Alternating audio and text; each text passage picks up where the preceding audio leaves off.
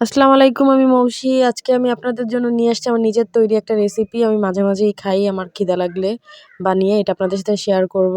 চলেন শুরু করে দিই। আজকে নিয়ে নিয়েছি টমেটো, পেঁয়াজ, ওটা তৈরি করতে কাঁচামরিচ, হলুদ, লবণ, আদা রসুন বাটা আর শুকনো মরিচ। চলেন এবার এগুলো ব্লাইন্ড করে নেব। নিয়ে নিচ্ছি টমেটো, পেঁয়াজ আর কাঁচামরিচ ব্লাইন্ডের জন্য। সুন্দর করে ব্লাইন্ড করে নেব। ব্লাইন্ড করা হয়ে গেলে দিয়ে দেবো এর ভিতরে 2 চামচ ভিনেগার, এটাকে স্বাদ বাড়াবে।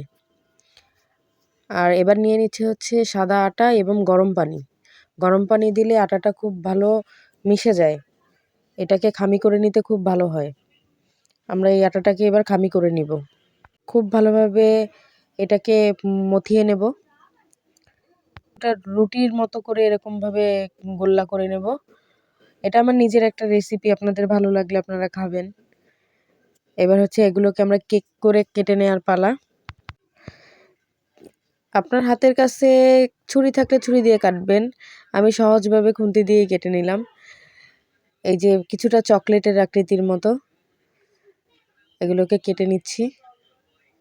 এভাবে করে সবগুলোকে কেটে নেব একটা একটা করে বানিয়ে। আমার ছেলে খুব পছন্দ করে এটাকে খেতে। আমি প্রায়ই তৈরি করি, খুব ভালো লাগে। আমার বাসার সবাই খায়। এটা আমার নিজস্ব একটা রেসিপি, তাই আমি ভাবলাম আজকে আপনাদের সাথে শেয়ার করি।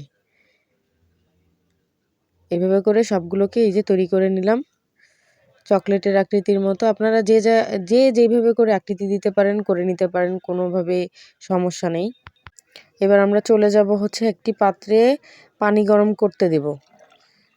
পানিটা ফুটে আসলে পানির ভিতরে দিয়ে দেব সেই কেকগুলো সিদ্ধ করতে। প্রায় 4 থেকে 5 মিনিট আমরা এটাকে সিদ্ধ করে নেব।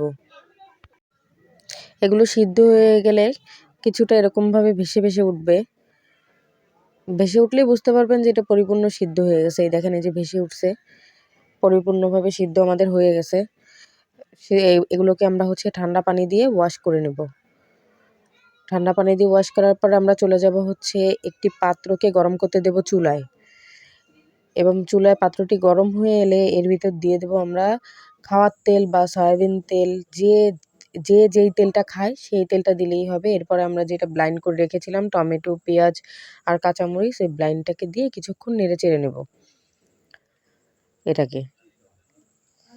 এবং নাড়াচাড়া হয়ে গেলে দিয়ে দেবো আদা রসুন বাটা, দিয়ে দেবো হচ্ছে লাল মরিচের গুঁড়া, লবণ, তারপরে দিয়ে দেবো হচ্ছে হলুদ।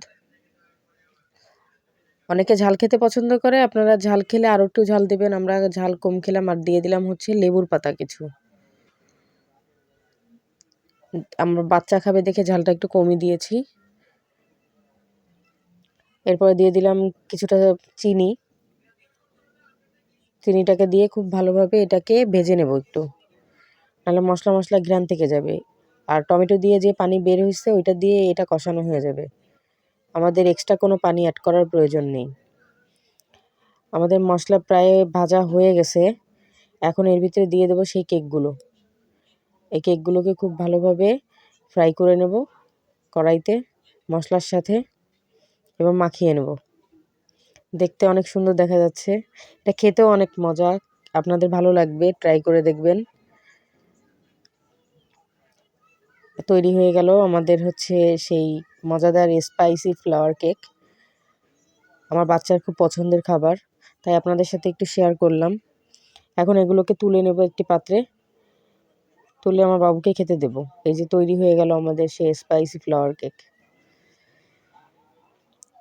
ধন্যবাদ সবাইকে আমার ভিডিও দেখার জন্য।